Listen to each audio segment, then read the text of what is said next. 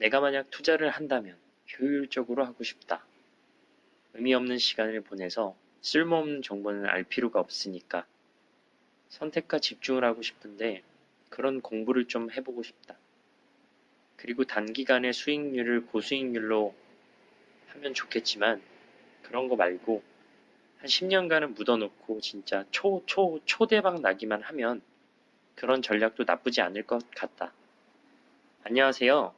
영상 제작을 하면 할수록 초기 버전의 어설픔이 보여 어설픔을 줄여서 제작하고 싶어지네요. 좋아요와 구독이 늘어나면 정말 큰 힘이 될 것 같습니다. 오늘은 인플레이션이 발생할 때 포착되는 징후들은 무엇이 있을까 하다가 한 커뮤니티 댓글에서 본 최근에 구리 ETF로 돈을 많이 벌었습니다. 구리값이 올라가면 인플레이션이 시작됩니다. 모두 준비하세요. 라는 글을 보고 구리에 대해 궁금증이 발생됐습니다. 동이라고도 불리는 구리. 여러분은 구리를 알고 계신가요? 그리고 구리 가격이 올라가면 진짜 인플레이션이 발생할까요? 저 댓글 때문에 구리에 관해 궁금증이 시작이 돼서 유튜브에 검색해보니 모 투자증권의 연구위원은 슈퍼사이클의 시작은 구리라고 했습니다. 댓글 작성자가 진짜 구리의 가치를 알고 있는 사람 같았습니다. 그래서 삼성경제연구소 사이트에 가서 구리를 검색해보니 2008년에 나온 연구 보고서를 보니 정말 아연실색했습니다. 그 보고서에 나온 내용과 현재 유튜브에서 나온 보고서에 나온 내용이 80% 정도가 같았고 가격 그래프만 달랐기 때문이죠. 구리 가격이 10년 만에 가장 최대폭이라고 했습니다. 그리고 2008년부터 2021년 사이에 나온 보고서를 훑어봐도 내용은 크게 바뀌는 것이 없고 가격만 바뀌었다는 게 제 느낀 점입니다. 다만 과거와 다른 가장 큰 비전은 기존에 소비되었던 구리의 비중이 중국이 가장 많았고 재생에너지 그리고 전기차 배터리 산업으로 엄청나게 소비될 것이라는 전망이 기존과 다르다는 것이죠. 금과 구리의 차이점이라고 한다면 구리는 가치를 저장하기보다는 실생활에 얼마나 사용되느냐가 기준일 것이고 금과 구리의 공통점은 가격이 오르면 경제 상황이 좋은 건 아니다 정도가 되겠습니다.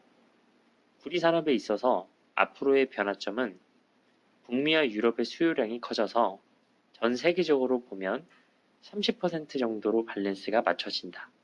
현재는 아시아권, 특히 중국이 압도적인 수요를 하고 있는 상황이지만 전과 비교해 선진국들의 구리 소요량이 늘어난다는 해석입니다. 그렇다면 구리의 가격을 결정하는 요인은 무엇이 있을까요?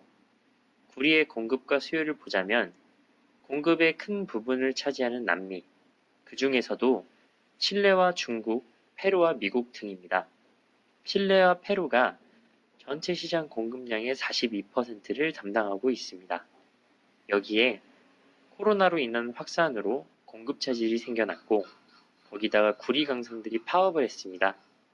게다가 지난 25년간 구리 강산의 연간 생산량은 112%나 증가했지만 양질의 광석 등급이 15년간 30%가 하락했습니다.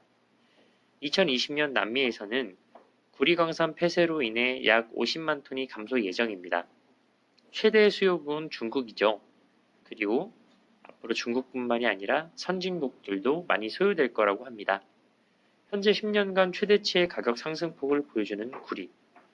그 이유는 친환경 청정 에너지의 핵심에 바로 구리가 있기 때문입니다. 그리고 배터리 사업에도 구리가 들어가며 모든 전기 관련 인프라의 필수적인 요소이기 때문입니다.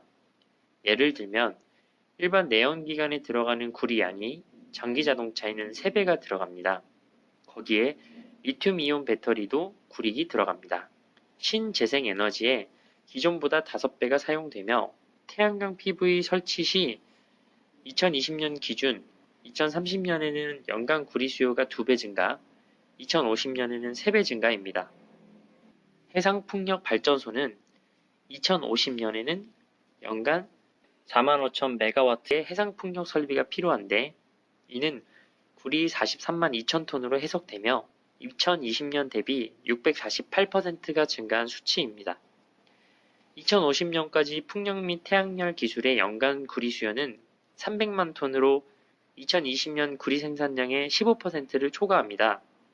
게다가 구리의 재생에너지는 아직 초기 상태인 걸 감안하면 구리의 수요량은 꾸준히 어마어마하게 커질 것으로 보입니다. 구리는 전기와 연결되어 있습니다. 금과 전기는 상관이 없지요.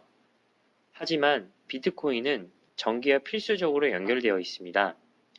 관영 글로벌 타임스가 21일 보도 기사에 따르면 중국 당국은 지난 18일 관내 26개 비트코인 채굴 업체에 폐쇄 명령을 내렸다고 전했습니다. 스촨성 이외의 다른 성들도 비슷한 조치를 취해 중국 내 채굴장의 90%가 폐쇄된 것으로 집계되었다고 덧붙였는데요. 이에 따라 채굴업자들은 이웃 중앙아시아나 아니면 아예 미국, 캐나다 이전을 추진 중에 있는 것으로 알려졌습니다. 지난해 말 현재 중국은 전 세계 비트코인 채굴의 70%를 차지하는 것으로 집계되었고, 여기에 더불어 현재 비트코인 가격은 하락 조정 중입니다. 앞의 영상에서는 금과 비트코인의 관계에 대해 제 견해를 발표했었습니다. 그리고 지금은 구리를 조사해보니 앞으로 가까운 미래에는 비트코인의 가치를 정말 인정받을 수 있겠다 싶었습니다. 사람들은 올라가거나 폭등하거나 폭락하는 것에만 관심이 있습니다. 물론 저도 그 중에 한 사람이었습니다. 그런데 가만 생각해보니 지난 10년간 구리에 투자한 사람은 투자 수익률이 쏠쏠했을 것이며 비트코인을 투자한 사람도 쏠쏠했을 것입니다.